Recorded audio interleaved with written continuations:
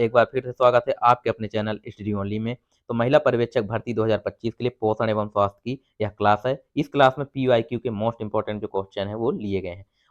और अगर इसमें टोटल क्वेश्चन की बात करें 55 जो क्वेश्चन है आपके पोषण एवं स्वास्थ्य से, जो कि आपके क्वेश्चन पेपर में आएंगे 55 नंबर के, तो टोटल क्वेश्चन हमारे द्वारा लिए गए हैं। ठीक है। और जो माताएं बहनें हमारे चैनल पर नहीं है वो लोग चैनल को सब्सक्राइब और वीडियो को लाइक जरूर कर लें और साथ ही बेल आइकन भी प्रेस कर लें, क्योंकि हम आप लोग के लिए सभी सब्जेक्ट से रिलेटेड महिला पर्यवेक्षक भर्ती 2025 से सभी सब्जेक्ट से रिलेटेड क्लासेस लेकर आते रहते हैं। और जिन माताओं एवं बहनों को इन सभी क्लासेस की पीडीएफ चाहिए वो लोग हमारा जो टेलीग्राम चैनल है, जिसका लिंक आपको वीडियो के डिस्क्रिप्शन में मिल जाएगा, वहां से टेलीग्राम चैनल ज्वाइन करके आप लोग सभी क्लासेस की पीडीएफ प्राप्त कर सकती हैं। तो चलिए आइए अब स्टार्ट करते हैं आज की क्लास। सबसे पहले क्वेश्चन नंबर फर्स्ट की बात करते हैं। क्वेश्चन नंबर फर्स्ट दिया गया है कि डाइट ऑफ प्रोटीन, यानी कि प्रोटीन ऊर्जा कुपोषित बच्चे के आहार को डैश डैश में समृद्ध होना चाहिए, यानी कि जो कुपोषित बच्चे हैं उनके आहार में डैश डैश समृद्ध होना चाहिए प्रोटीन ऊर्जा। ये आपके ऑप्शन दिए गए हैं, तो इसका जो राइट आंसर है ऑप्शन सी, उपरोक्त दोनों, यानी प्रोटीन और मसाले दोनों चीज जो एक बच्चा कुपोषित बच्चा है उसके आहार में प्रोटीन और मसालों से भरपूर डाइट होना चाहिए। ठीक है। इसका जो राइट आंसर है option C, both of the above, यानी कि उपरोक्त दोनों। ठीक। उसके बाद क्वेश्चन नंबर सेकंड की बात करते हैं। क्वेश्चन नंबर सेकंड यहाँ दिया गया है कि इनमें कौन सा उपाय बच्चों में कुपोषण की रोकथाम करने में मदद करता है। ये आपके ऑप्शन दिए गए हैं। ऑप्शन ए की बात करें तो परिवार नियोजन एवं बच्चों के जन्म में अंतराल, यह जो है एक सबसे पहला उपाय। ऑप्शन बी की बात करें ऑल ऑफ द, यानी कि उपरोक्त सभी जो भी ऑप्शन दिए गए हैं। ऑप्शन सी पोषण संबंधी शिक्षा। ऑप्शन डी स्तनपान को बढ़ावा। तो इसका जो राइट आंसर है ऑप्शन सेकंड। इसमें आपको ध्यान से जब आप आंसर लगाएंगे आपके क्वेश्चन पेपर में तो ध्यान से आपको लगाना है। यहाँ देखिए सेकंड नंबर पे ही उपरोक्त सभी दिए हैं, बाकी कई जगह क्या है कि लास्ट में उपरोक्त सभी दिया जाता है, लेकिन ये आपको कंफ्यूज करने के लिए इस प्रकार से देते हैं। तो आपके पास टाइम पर्याप्त रहेगा, तो जब आप क्वेश्चन सॉल्व करेंगे उसके बाद आपको आंसर जो है अच्छे से देख के जो राइट आंसर है वही वाला लगाना है। तो इसका जो राइट आंसर है ऑप्शन 2 नंबर का हो जाएगा, उपरोक्त सभी। ठीक है। फिर उसके बाद क्वेश्चन नंबर थर्ड की बात करते हैं। क्वेश्चन नंबर थर्ड दिया गया इनमें से कौन दस्त के उपचार का महत्वपूर्ण भाग नहीं है बोला गया है। ठीक है। ऑप्शन ए की बात करें तो यदि संभव हो तो निर्जलीकरण होने की रोकथाम करना। ऑप्शन बी यदि निर्जलीकरण हो जाए तो उसका तेजी से उपचार करना। ऑप्शन सी बच्चे का पेट भरना। ऑप्शन डी आहार में तेली और मसालेदार भोजन शामिल करना। तो इसका जो राइट आंसर है ऑप्शन जो 4 नंबर है ये होगा, आहार में तेली और मसालेदार भोजन यहाँ शामिल नहीं करना है। इसमें पूछा जा रहा है कि दस्त के उपचार में क्या शामिल नहीं करना है, तो ये वाला जो आहार में तैलीय और मसालेदार ये भोजन शामिल नहीं करना है। ठीक है। उसके बाद क्वेश्चन नंबर 4 की बात करते हैं। क्वेश्चन नंबर 4 दिया गया इनमें से कौन प्रोटीन का समृद्ध स्रोत है। ये आपके ऑप्शन दिए गए इनमें से कौन सा है जो एक प्रोटीन का भरपूर स्रोत है। तो ऑप्शन नंबर ए की बात करें fruits, option B soybean, option C milk यानी दूध, ऑप्शन डी राइस यानी चावल। इसका जो राइट आंसर ऑप्शन बी होगा, सोयाबीन जो है भरपूर मात्रा में इसमें प्रोटीन की मात्रा होती है। प्रोटीन की मात्रा कुछ दूध में भी होती है, कुछ फल फ्रूट्स में होती है, लेकिन जो सबसे ज़्यादा यहाँ पूछा गया क्वेश्चन तो सबसे ज़्यादा सोयाबीन में होती है। ठीक है। और एमपी को सोया प्रदेश भी कहा जाता है। सबसे ज़्यादा सोयाबीन की बात करें तो मध्य प्रदेश में ही होता है। ठीक। और चावल में पूछे तो सबसे ज़्यादा कार्बोहाइड्रेट पाया जाता है चावल में। उसके बाद क्वेश्चन नंबर 5 की बात करते हैं। क्वेश्चन नंबर 5 दिया गया है कि विटामिन सी का समृद्ध स्रोत क्या है। ये आपके ऑप्शन दिए गए हैं।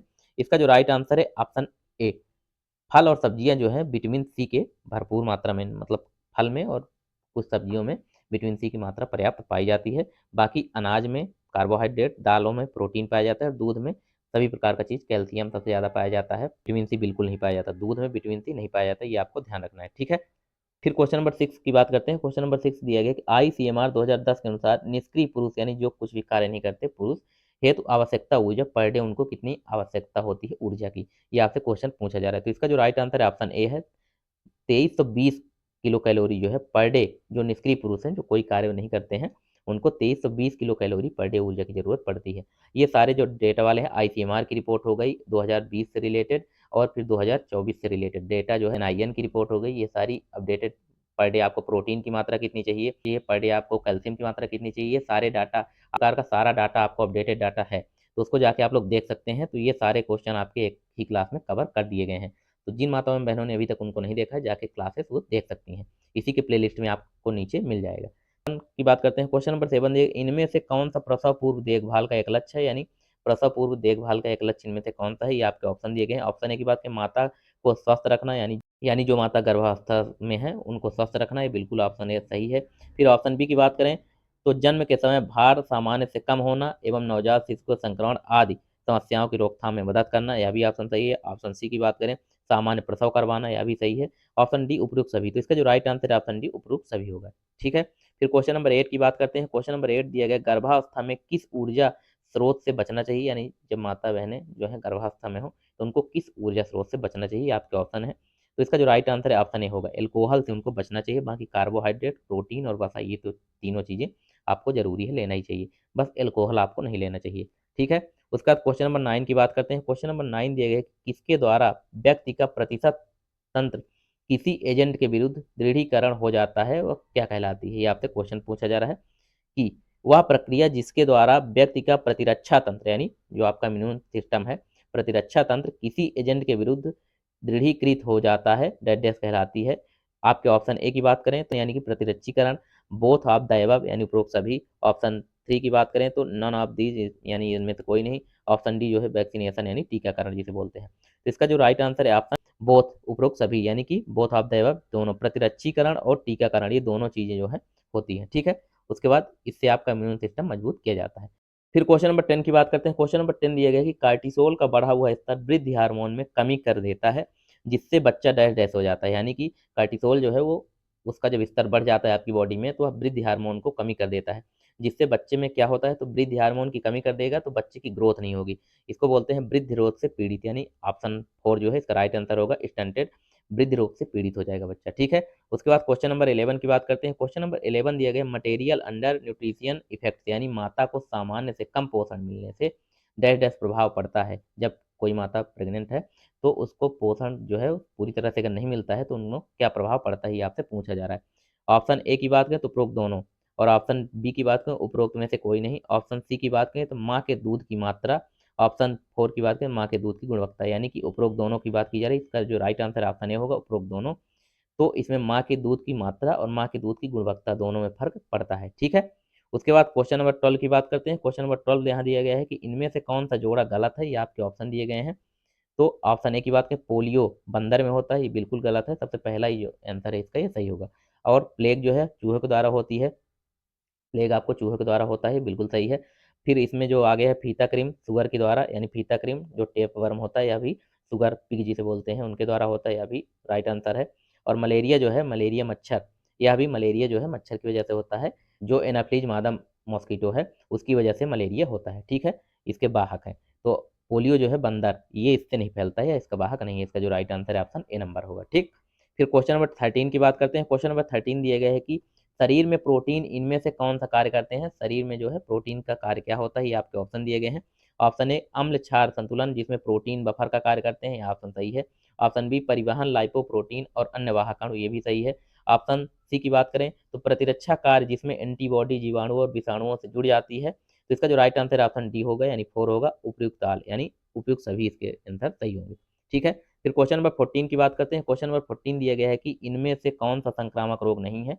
जो आपकी ये ऑप्शन दिए गए हैं इनमें से कौन सा एक रोग है जो संक्रामक नहीं है, जो कि हवा पानी या किसी एक दूसरे से ट्रांसफर नहीं होता है, एक दूसरे में ट्रांसफर नहीं होता है। तो राइट आंसर ऑप्शन 4 है, ब्लाइंडनेस, यानी कि रतौंधी जो होता है, नाइट ब्लाइंडनेस, या संक्रामक रोग नहीं है। बाकी इन्फ्लुएंजा, खसरा और जो 6 टीबी रोग होता है, ये संक्रामक रोग होते हैं, एक दूसरे से फैलते हैं। ठीक है, फिर क्वेश्चन नंबर 15 की बात करते हैं। क्वेश्चन नंबर 15 दिया गया है कि 12 अप्रैल 2005 को माननीय प्रधानमंत्री द्वारा किस कार्यक्रम को आरंभ किया गया था, ये आपके ऑप्शन दिए गए हैं। तो इसका जो राइट आंसर है option A, national rural health mission, राष्ट्रीय ग्रामीण स्वास्थ्य अभियान जो है यह 12 अप्रैल 2005 को माननीय प्रधानमंत्री द्वारा इस कार्यक्रम को आरंभ किया गया था। और ये जो जितनी भी योजनाएं हैं 2005 से लेके अभी तक स्वास्थ्य से संबंधित बाकी योजनाएं जो एमपी की, सेंट्रल गवर्नमेंट की, सारी योजनाओं की भी वीडियो आपको मिल जाएगी। तो वो भी आप लोग अगर नहीं देखे हैं तो जाके देख सकते हैं, आपको इसी प्लेलिस्ट पर वो वीडियो भी मिल जाएगी। ठीक है, उसके बाद क्वेश्चन नंबर 16 की बात करते हैं। क्वेश्चन नंबर 16 दिया गया है कि वैक्सीन का उपयोग डैश डैश की रोकथाम के लिए नहीं किया जा सकता।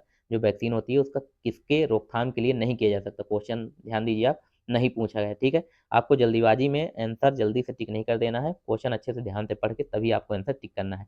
2-4 क्वेश्चन अगर आपसे सिली मिस्टेक हो जाएंगे तो फिर आप वैसे ही बाहर हो जाएंगे। इसलिए आपको जो भी क्वेश्चन है तो उसको ध्यान से पढ़ने के बाद ही आंसर टिक करना है। ठीक है, तो इसका जो राइट आंसर है ऑप्शन सी, ट्यूबरकुलोसिस यानी टीबी जो क्षय रोग है, इसके लिए कोई भी वैक्सीन का उपयोग नहीं किया जाता। बाकी डिप्थीरिया, काली खांसी, पर्टुसिस यानी कि डीपीटी जो होता है टिटनेस, डिप्थीरिया, काली खांसी जिसे पर्टुसिस बोलते हैं, और टिटनेस, इन तीनों का डीपीटी का जो वैक्सीन है वो लगाई जाती है। ठीक है, फिर क्वेश्चन नंबर 17 की बात करते हैं। क्वेश्चन नंबर यहाँ 17 दिया गया है कि 0 से नवजात शिशु यानी 6 से 12 माह के लिए प्रतिदिन आवश्यक प्रोटीन की मात्रा कितनी होती है? आईसीएमआर 2010 की रिपोर्ट के अनुसार नवजात शिशुओं 6 से 12 माह के लिए प्रतिदिन आवश्यक प्रोटीन की मात्रा कितनी होती है? ये आपसे क्वेश्चन पूछा गया। इसका जो राइट आंसर है ऑप्शन बी होगा।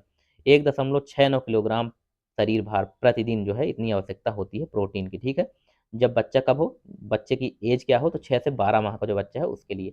और रिपोर्ट है आईसीएमआर 2010 के अनुसार पूछा गया है, ठीक है। फिर क्वेश्चन नंबर जो 18 है, क्वेश्चन नंबर 18 दिया गया विटामिन है, यानी विटामिन क्या होता है, ये आपसे क्वेश्चन पूछा जा रहा है। इसका जो राइट आंसर है ऑप्शन है, यानी कि कार्बनिक यौगिक।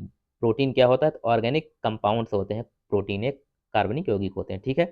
फिर उसके बाद क्वेश्चन नंबर 19 की बात करते हैं। क्वेश्चन नंबर 19 दिए गए शरीर में आयरन का उचित ढंग से उपयोग होने के लिए इनमें से महत्वपूर्ण है, यानी शरीर में आपकी बॉडी में आयरन का उचित ढंग से उपयोग करना है तो इनमें से क्या महत्वपूर्ण है, ये आपके ऑप्शन दिए गए हैं। तो इसका जो राइट आंसर है ऑप्शन सी, स्कार्बिक अम्ल एवं प्रोटीन जो है इनके माध्यम से आपके शरीर में आयरन का उचित ढंग से उपयोग किया जाता है, ठीक है। उसके बाद क्वेश्चन नंबर 20 की बात करते हैं। क्वेश्चन नंबर 20 दिए गए इनमें से किसे किशोरावस्था के दौरान का खान-पान से संबंधित विकार नहीं माना जाता? जो आपके ऑप्शन दिए गए इनमें से किसे किशोरावस्था के दौरान खान-पान से संबंधित विकार नहीं माना जाता? इसका जो राइट आंसर है ऑप्शन सी, मेंस्ट्रुएशन जो है, जो बहनों को, माताओं को आता है मेंस्ट्रुएशन, मासिक धर्म जिसे बोलते हैं, या खान-पान से संबंधित। बाकी आपको एनोरेक्सिया नर्वोसा, बुलिमिया नर्वोसा और ठूस-ठूस कर खाना, यह आपका किशोरावस्था के दौरान खान-पीन से संबंधित विकार होते हैं, ठीक है। उसके बाद क्वेश्चन नंबर 21 की बात करते हैं। क्वेश्चन नंबर यहाँ 21 दिए गए कि राज्य सरकारों, केंद्र शासित क्षेत्रों, आईसीडीएस योजना के माध्यम से लाभार्थियों को वर्ष में कितने दिन पूरक भोजन प्रदान करने का अनुरोध किया है? यानी जो राज्य सरकारें हैं और केंद्र शासित क्षेत्र हैं, उनमें आईसीडीएस जो योजना है उसके तहत जो पूरक आहार योजना है, तो उसमें कितने दिन प्रदान करने का अनुरोध किया गया है? तो इसका जो राइट आंसर है ऑप्शन सी होगा, यानी 300 दिन जो पूरक आहार है उसको प्रदान करने का अनुरोध किया गया है, ठीक है। फिर उसके बाद क्वेश्चन नंबर 22 की बात करते हैं। क्वेश्चन नंबर 22 ये दिया गया है कि इनमें से किस रोग के उपचार में ओरल रिहाइड्रेशन सॉल्ट्स, ओआरएस जिसे बोलते हैं, ओआरएस की फुल फॉर्म की बात करें, ओरल रिहाइड्रेशन सॉल्ट्स होता है, घोल चिकित्सा का उपयोग नहीं किया जाता है। ये आपके ऑप्शन है। तो इसका जो राइट आंसर है ऑप्शन है डायबिटीज, यानी मधुमेह जो होता है इसमें ओआरएस की ज़रूरत नहीं पड़ती। बाकी पेचिश हो, पतले मल यानी आपको पतली टट्टी हो रही हो और संग्रहणी यानी दस्त लगा हो, तो इन तीनों के लिए आपको ओआरएस का घोल पिलाया जाता है, ठीक है। फिर क्वेश्चन नंबर 23 की बात करते हैं। क्वेश्चन नंबर यहाँ 23 दिए गए, क्वेश्चन नंबर 23 दिए गए हैं कि टिटनेस के बारे में इनमें कौन-सा कथन गलत है? टिटनेस के बारे में कौन-सा कथन गलत है? ऑप्शन ए की बात करें, टिटनेस को रोगोत्थन का जो इनक्यूबेशन पीरियड आमतौर पर 3 से 21 दिन का होता है, यह सही है।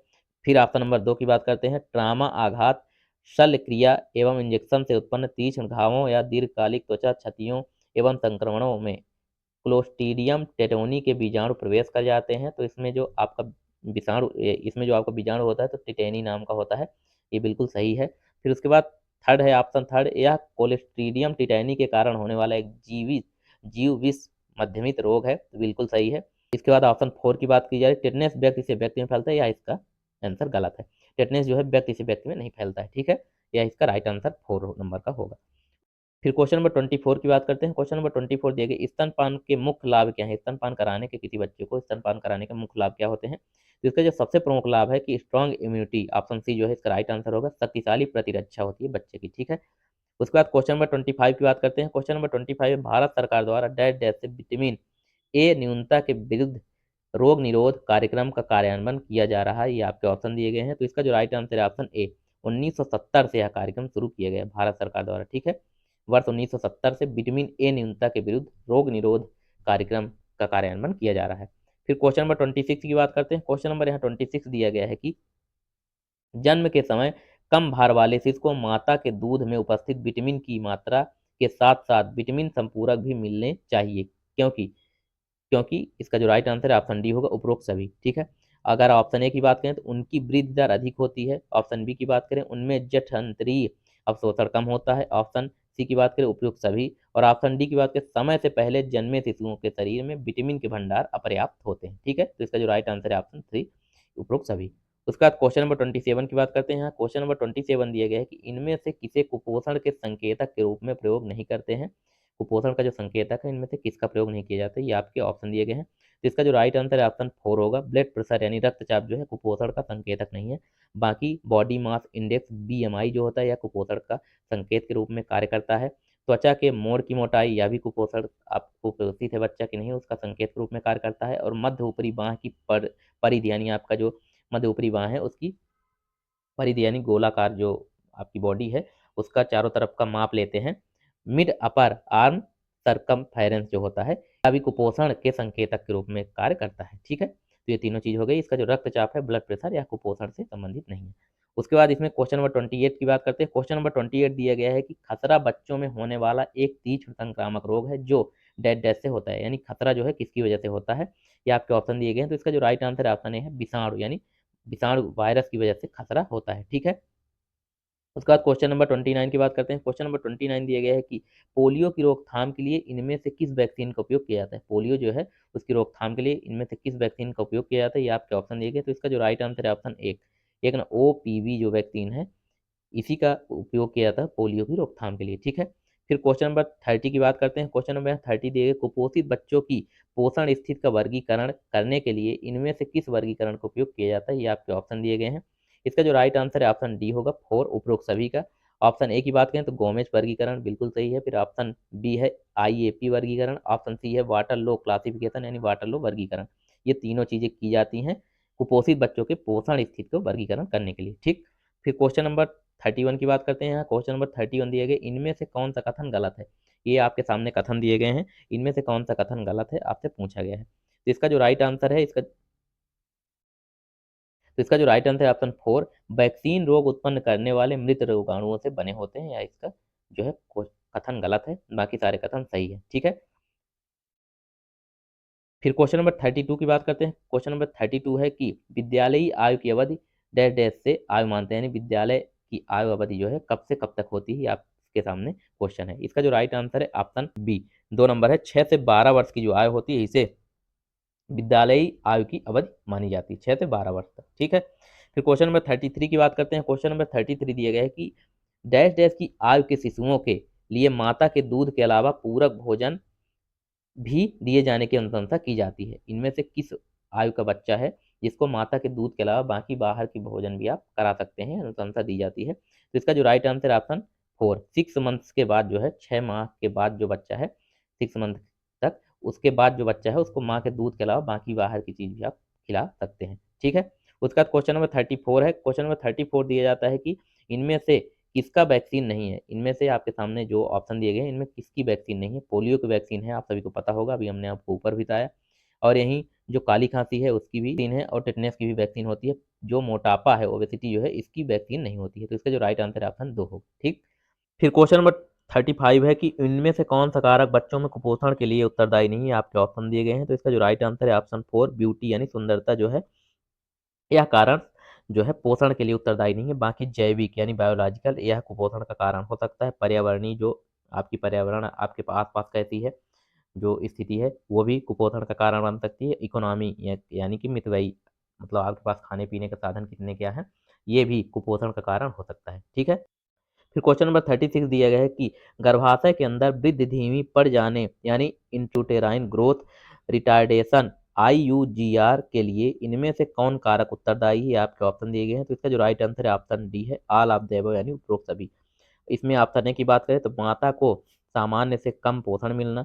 ऑप्शन बी मादक पदार्थ एल्कोहल या सिगरेट का सेवन करना। ऑप्शन 3 है गर्भावस्थकालीन मधुमेह और उच्च रक्तचाप या हृदय रोग होना।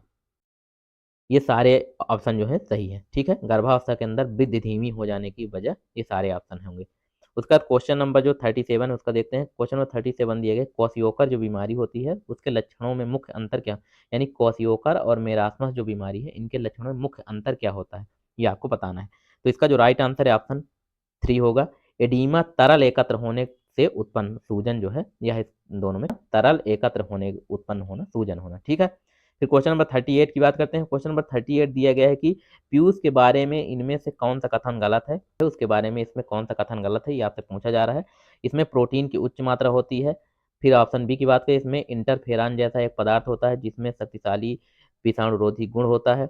ऑप्शन 3 की बात करें, पीयूष में वसा की कुल मात्रा बाद में आने वाले माँ के दूध से अधिक होती है। फिर ऑप्शन 4 है, पीयूष से नवजात शिशु का पहला प्रतिरक्षीकरण होता है। तो इसका जो राइट आंसर है ऑप्शन सी है, पीयूष में वसा की कुल मात्रा बाद में आने वाले माँ के दूध से अधिक होती है। ठीक है, उसके बाद क्वेश्चन नंबर 39 की बात करते हैं। क्वेश्चन नंबर 39, इनमें से कौन सा विषाणुजन्य रोग नहीं है? ये आपके ऑप्शन दिए गए हैं, इसमें कौन सा एक विषाणुजन्य रोग नहीं है, यानी इनमें कौन सा एक वायरल डिजीज नहीं है, ये आपके ऑप्शन दिए गए हैं। तो इसका जो राइट आंसर एड्स जो है यह वायरल डिजीज नहीं है, बाकी डिप्थीरिया, काली खांसी और हैजा जो है वायरल डिजीज होते हैं। ठीक है, इनका डीपीटी जो टीका भी लगता है, आप सभी को पता होगा, डिप्थीरिया, काली खांसी जिसे पर्टुसिस भी बोलते हैं। फिर क्वेश्चन नंबर 40 की बात करते हैं। क्वेश्चन नंबर यहाँ 40 दिया गया है कि संतुलित आहार डैश डैश से मिलना चाहिए। जो संतुलित आहार है वह किससे मिलना चाहिए लगभग? इसमें ऑप्शन ए की बात करें तो कार्बोहाइड्रेट से कुल कैलोरी लगभग 20 से 25% मिलती है। ऑप्शन बी, कार्बोहाइड्रेट से कुल कैलोरी लगभग 40 से 50%। ऑप्शन सी, कार्बोहाइड्रेट से लगभग 60 से 70%। ऑप्शन डी, कार्बोहाइड्रेट से लगभग कुल कैलोरी 70 से 80%। इसका जो राइट आंसर है ऑप्शन सी होगा, कार्बोहाइड्रेट से लगभग कुल कैलोरी का 60 से 70% ऊर्जा मिलती है। ठीक है, यह संतुलित आहार में होता है। उसके बाद इसमें क्वेश्चन नंबर 41 की बात करते हैं। क्वेश्चन नंबर 41 दिए गई, आईसीडीएस के संशोधित मानकों के अंतर्गत गंभीर रूप से कुपोषित सैम जो बच्चा है को कितना प्रोटीन दिया जाता है, यानी पर डे उनको कितना प्रोटीन दिया जाना चाहिए जो आईसीडीएस के अनुसार मानकों अंतर्गत गंभीर रूप से कुपोषित बच्चे हैं? तो इसका जो राइट आंसर है ऑप्शन 2, 20 से 25 ग्राम पर डे उनको प्रोटीन की आवश्यकता होती है। ठीक है, फिर क्वेश्चन नंबर 42 की बात करते हैं। इनमें से कौन सा एक वायवहित रोग नहीं है? बाकी इनमें से एक जो है वायवहित रोग नहीं है, बाकी जो है सारे वायवहित रोग होते हैं। तो इसका जो राइट आंसर है ऑप्शन सी है, यानी संग्रहणी दस्त जो है यह वायवहित रोग नहीं है, बाकी चेचक, इन्फ्लुएंजा और एंथ्रेक्स जो है ये वायवहित रोग होते हैं। ठीक है, नंबर 43 की बात करते हैं। क्वेश्चन नंबर 43 जो है, कोड़ी मुखपाक एंगुलर स्टोमटाइटिस जो है, स्टोमटाइटिस, जीभा शोध, ग्लासाइटिस और ओस्ट विदरत चेलोसिस जिसे कहते हैं, डैश डैश की कमी के लक्षण है। ये किस विटामिन के कमी के लक्षण है, ये आपसे पूछा जा रहा है। तो इसका जो राइट आंसर है ऑप्शन 3 होगा, राइबोफ्लोविन, यानी कि विटामिन बी2 जो होता है उसकी कमी के कारण जो ये तीनों चीज होता है, यानी कि कोड़ी मुखपाक हो गया, जीभो शोध हो गया और ओष्ठ विदारता चेलोसिस जो है ये इस कमी से होता है। तो विटामिन बी2 यानी राइबोफ्लोविन की कमी से। ठीक है, फिर क्वेश्चन नंबर 44 की बात करते हैं। क्वेश्चन नंबर 44 दिया गया है, कौन सा विटामिन दृष्टि और प्रतिरक्षा से महत्वपूर्ण भूमिका निभाता है, यानी इसमें कौन सा विटामिन है जो दृष्टि के लिए और प्रतिरक्षा के लिए, आपकी बॉडी में प्रतिरक्षा प्रणाली बनाने के लिए महत्वपूर्ण भूमिका निभाता है? इसका जो राइट आंसर है ऑप्शन 3, यानी कि विटामिन ए जो है, आपको पता है कि देखने के लिए सबसे इंपॉर्टेंट विटामिन ए चाहिए, आंखों के लिए सबसे अच्छा विटामिन ए होता है, जो कि गाजर वगैरह से मिलता है हमें विटामिन ए, और हरे पत्तेदार सब्जियों से। तो विटामिन ए की जरूरत होती है, और आपकी प्रतिरक्षा यानी बॉडी में प्रतिरक्षा, आपकी इम्यून सिस्टम अच्छा बनाने के लिए भी विटामिन ए की आवश्यकता होती है। तो इसका जो राइट आंसर है ऑप्शन 3 हो जाएगा, विटामिन ए। ठीक, फिर क्वेश्चन नंबर 45 की बात करते हैं। क्वेश्चन नंबर 45 दिए, कौन सा खनिज हड्डियों को मजबूत बनाए रखने में मदद करता है? इनमें से कौन सा खनिज है जो हड्डियों को मजबूत बनाता है, ये आपके ऑप्शन है। तो इसका जो राइट आंसर है ऑप्शन ए, कैल्शियम जो है हड्डियों को मजबूत बनाता है। आपकी हड्डी में जो है कैल्शियम और फास्फोरस से मिलकर आपकी हड्डी बनती है, कैल्शियम फॉस्फेट से, तो इसलिए कैल्शियम की सबसे ज़्यादा जरूरत होती है हड्डियों को मजबूत बनाने में। ठीक है, फिर क्वेश्चन नंबर 46 की बात करते हैं। कौन सा विटामिन जल में घुलनशील है, ये आपके ऑप्शन दिए गए हैं। इनमें से एक जो विटामिन है वो जल में घुलनशील है, बाकी सारे विटामिन वसा में घुलनशील होते हैं। तो इसका जो राइट आंसर है ऑप्शन डी होगा, यानी 4, विटामिन बी जो है यह पानी में यानी वाटर में घुलनशील होता है, बाकी विटामिन ए, विटामिन डी और विटामिन ई ये सारे विटामिन जो है वसा में घुलनशील होते हैं, ये आपको ध्यान रखना है। ठीक है, और विटामिन बी के जितने भी बी कॉम्प्लेक्स हैं, vitamin B1, vitamin बी2, vitamin B3, ये सारे जो हैं पानी में घुलनशील होते हैं। फिर उसके बाद क्वेश्चन नंबर 47 की बात करते हैं। क्वेश्चन नंबर 47 है, राष्ट्रीय आयोडीन न्यूनता विकार नियंत्रण कार्यक्रम NIDDCP का कार्यान्वयन स्वास्थ्य विभाग भारत सरकार द्वारा डैश डैश किया गया, यानी कब किया गया, ये आपसे क्वेश्चन पूछा जा रहा है। तो इसका जो राइट आंसर है ऑप्शन 3 है, 1992, अप्रैल 1992 में जो राष्ट्रीय आयोडीन न्यूनता विकार नियंत्रण, यानी आयोडीन पे कंट्रोल करने के लिए, आयोडीन की कमी से आप सभी को पता हो घेगा या गलगंड जिसे बोलते हैं, गले में होता है, गला सूज जाता है, वो रोग होता है। ठीक है, उसके बाद इसमें क्वेश्चन नंबर 48 की बात करते हैं। क्वेश्चन नंबर 48 दिया गया, इनमें से कौन सा कारक माता और गर्भस्थ शिशु दोनों के लिए जोखिम स्थित नहीं है? यह आपसे पूछा जा रहा है कि कौन सा कारक है जो माता और गर्भस्थ शिशु दोनों के लिए जोखिम स्थित नहीं है, ये आपके ऑप्शन दिए गए हैं। तो इसका जो राइट आंसर है ऑप्शन 3 होगा, माता की आयु 25 से 35 वर्ष अगर है तो वह न तो बच्चे के लिए हानिकारक है, ना तो माता के लिए जो गर्भधारण करेंगी उनके लिए। बाकी अगर भार सामान्य से कम है बच्चे के लिए, या माता का जो भार है वो सामान्य से कम है, तो ये भी रिस्की है। और माता की आयु अगर 15 वर्ष से कम होती है तो भी रिस्की है। और फिर अगर इसमें आगे बात करें बहुत कम अंतरालों पर बार-बार गर्भवती होने, यानी कि समय से पहले ही आप बार-बार गर्भवती हो जाती है, 1 साल, 2 साल के अंतराल के पहले ही एक बच्चा हुआ, फिर दोबारा फिर से आप पुनः गर्भवती हो जाती हैं, तो ये तीनों फैक्टर जो हैं आपके लिए नुकसानदायी हैं, ठीक है? बाकी अगर आप माता की आयु अगर 25 से 35 वर्ष के बीच है, तो ये सबसे सेफ एज मानी जाती है, ठीक? फिर उसके बाद क्वेश्चन नंबर 49 की बात करते हैं। क्वेश्चन नंबर 49 है कि इनमें से कौन-सा आईसीडीएस का एक उद्देश्य नहीं है? ये आपके सामने उद्देश्य दिए गए हैं, इनमें से कौन-सा एक उद्देश्य है जो आईसीडीएस का उद्देश्य नहीं है? तो इसका जो राइट आंसर है ऑप्शन डी होगा, डायबिटीज़ यानी कि मधुमेही पोषण जो है डायबिटीज़ डायबिटीज़ न्यूट्रिशन जो है, यह आईसीडीएस का लक्ष्य नहीं है, उद्देश्य नहीं है। बाकी प्रतिरक्षी इम्यूनाइज़ेशन जो है, प्रतिरक्षीकरण यह आईसीडीएस का उद्देश्य है और पूरक पोषण यह भी आईसीडीएस को उद्देश्य है, स्वास्थ्य की जाँच भी आईसीडीएस के अंतर्गत आता है, ठीक? उसके बाद इसमें क्वेश्चन नंबर 50 की बात करते हैं। क्वेश्चन नंबर 50 दिया गया है कि डैश डैश के बीच खाद्य अवकाश फूड गैप के कारण प्रोटीन ऊर्जा कुपोषण उत्पन्न होता है। ये आपके ऑप्शन दिए गए हैं। इसका जो राइट आंसर है ऑप्शन 2 होगा। अंतर्ग्रहण एवं आवश्यकता जो है के बीच अंतर्ग्रहण एवं आवश्यकता के बीच खाद्य अवकाश फूड गैप जो है के कारण प्रोटीन ऊर्जा कुपोषण उत्पन्न होता है। ठीक है। फिर क्वेश्चन नंबर 51 की बात करते हैं। क्वेश्चन नंबर 51 दिया गया है कि सार्वभौमिक प्रतिरक्षीकरण कार्यक्रम के अंतर्गत इनमें से किस रोग के विरुद्ध संरक्षण नहीं दिए गए, यानी कि इसमें किस रोग को संरक्षण नहीं दिया गया है? डिप्थीरिया, उत्तर option A diphtheria, option B polio, option C hypertension, उच्च रक्तचाप, ऑप्शन डी टीबी, 6 रोग। तो इसका जो राइट आंसर है ऑप्शन सी होगा, उच्च रक्तचाप चाप, यानी कि जो हाइपरटेंशन है इसको संरक्षण नहीं दिया गया, बाकी डिप्थीरिया, पोलियो और ट्यूबरकुलोसिस को, टीबी को संरक्षण दिया गया है।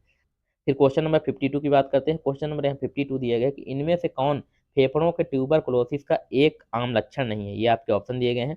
इसका जो राइट आंसर है ऑप्शन 4 है, यानी कि उच्च रक्तचाप हाइपरटेंशन जो है यह ट्यूबरकुलोसिस का एक लक्षण नहीं है, बाकी ऊतक क्षय यानी आपकी जो टिश्यू हैं उनका वेस्टिंग होना, क्षय होना होता है। बुखार, फीवर आपको बनी रहती है टीबी के टाइम। खांसी और बलगम बाहर आना यह भी टीबी में ही होता है, ठीक है।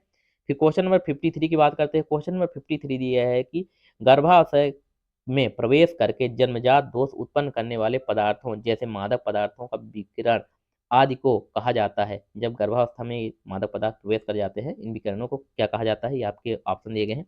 इसका राइट आंसर है ऑप्शन ए विरूपजन टेराटोजन जो होता है, विरूपजन टेराटोजन, यह इसका राइट आंसर है, ठीक है। उसका क्वेश्चन नंबर 54 की बात करते हैं। क्वेश्चन नंबर यहाँ 54 दिया गया है कि इनमें कौन थायराइड ग्रंथि के हार्मोनों में उपस्थित होता है? थायराइड ग्रंथ के हार्मोन में क्या उपस्थित होता है? ये आपके ऑप्शन दिए गए हैं। तो इसका जो राइट आंसर है ऑप्शन सी आयोडीन जो है थायराइड ग्रंथ में उपस्थित होता है, ठीक है।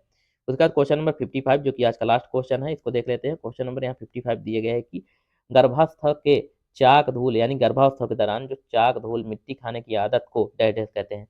जो माता एवं बहनें गर्भस्थ होती हैं तो उनको चाक, मिट्टी या बाकी चीज़ें खाने की आदत होती है, कुछ लोगों को, सबको नहीं होती। तो जिन लोगों को आदत होती है उसको क्या कहते हैं, इसमें पूछा जा रहा है। तो इसका जो राइट आंसर है ऑप्शन 2 है, पाइका यानी पीका, PICA, पाइका इसे कहा जाता है, ठीक है।